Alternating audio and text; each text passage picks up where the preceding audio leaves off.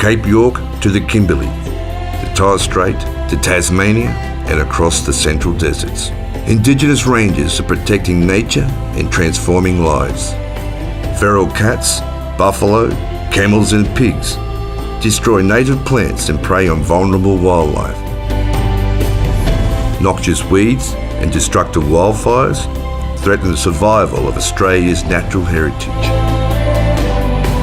Indigenous rangers are working by combining thousands of years of traditional knowledge and modern science, safeguarding culture through meaningful work that people are proud of, and delivering environmental results that benefit all Australians.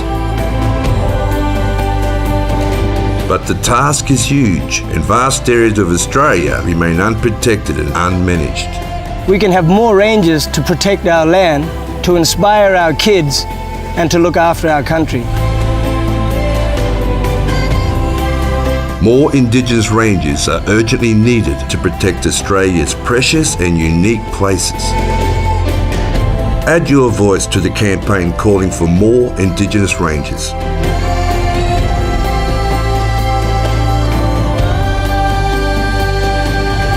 Indigenous rangers, it's working.